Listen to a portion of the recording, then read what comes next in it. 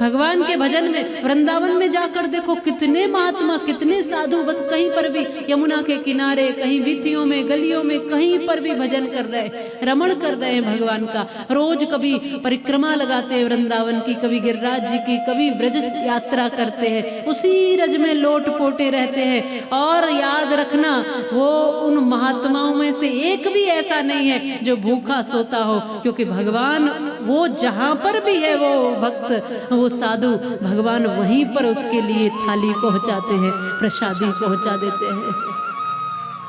कितने लोग हैं वृंदावन में जो भगवान के सहारे आ जाते हैं, जो बेसहारे हैं वो भगवान के सहारे चले आते हैं। और भगवान ऐसे हैं, जब दांत न थे तब दूध दियो, अब दांत दिए तो कुअन्न भी देगो।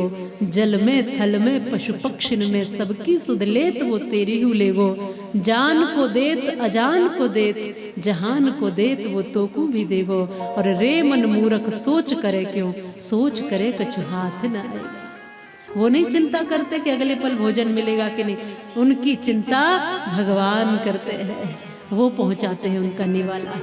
अरे तुम अपने निवाले की चिंता करते हो, पर सोच के देखो चींटी के निवाले की भी चिंता कौन कर रहा है, चिड़ियों के दाने की चिंता कौन कर रहा है। ये पेड़ पौधे फल फूल रहे हैं, ये आपने जो पौधा यहाँ लगाया इस प्रांगण में, उसको तो आप पानी दे दोगे, लेकिन पहाड़ों पर और जंगलों में और तमाम जगह पर जो पेड़ पौधे इत्यादि वनस्पतियां हैं, उनको कौन फल फुला रहा है, उनको कौन विकसित कर रहा है, उनका कौन ध्यान रख रहा है, उनको कौन पानी खाद दे रहा है, बोलो।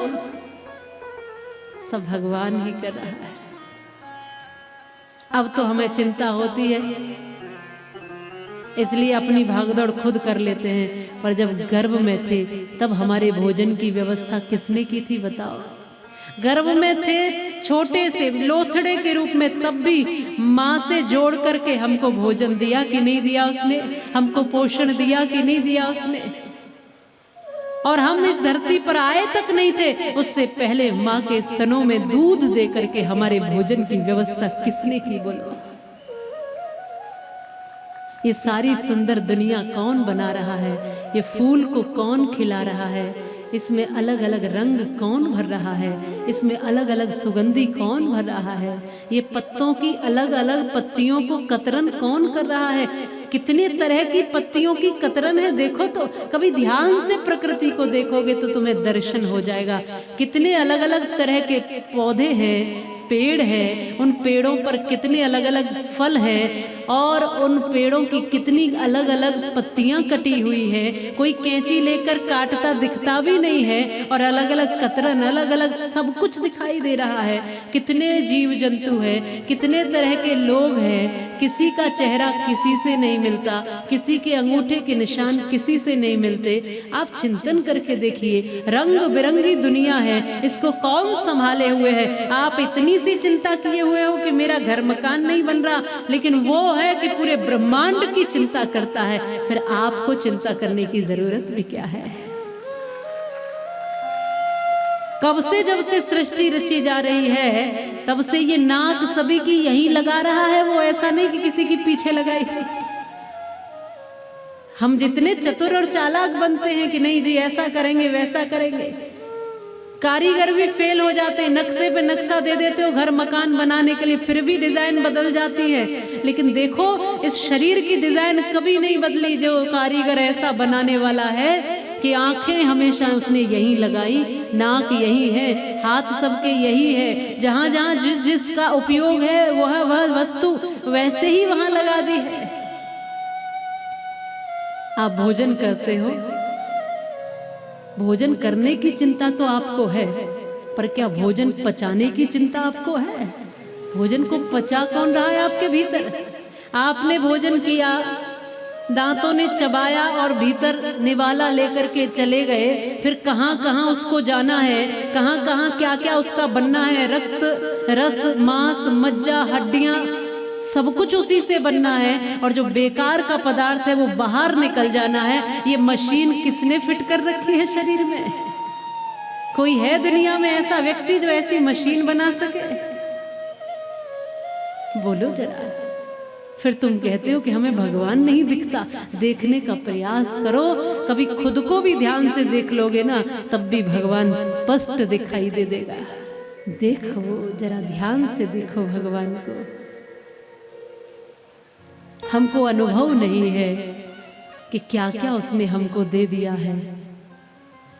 रोज सूरज निकलता है, लाइट का बिल आपके घर आ जाता है, लेकिन सूरज का बिल आज तक नहीं आया होगा।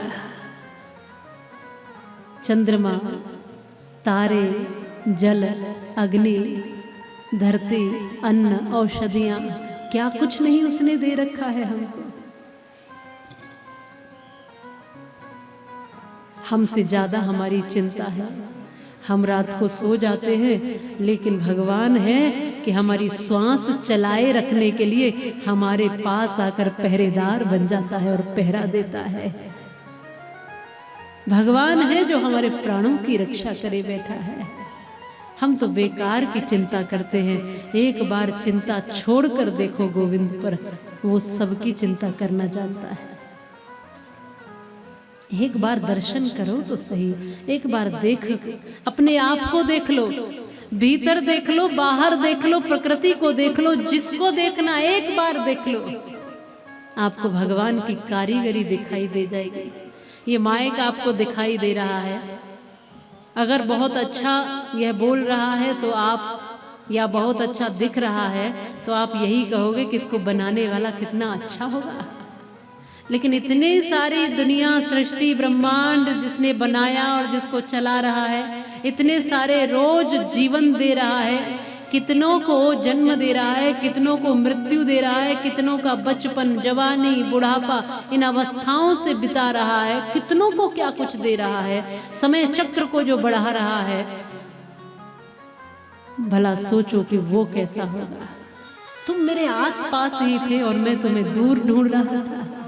जैसे मृग की नाभि में कस्तूरी होती है, लेकिन वो उसको देखने के लिए हर जगह दौड़ता है, हर जगह तड़पता है, सुगंधी से बेचैन हो जाता है। ये इतनी सुगंधी आ कहां से रही है, बस उस सुगंधी के लिए बार बार जगह जगह, जंगल जंगल, जगह जगह जाता है, लेकिन सुगंधी तो दिखती, समझ में आती है, पर वो कस्तूरी दिखाई नहीं देती। वैसे ही हमारी स्थिति है, हमारे ही पास है वो कस्तूरी, हमारे ही भीतर है वो आनंद, हमारे ही भीतर है सुख, हमारे ही भीतर है शांति, और हमारे ही भीतर है सर्वानंद कंद सच्चिदानंद परमात्मा।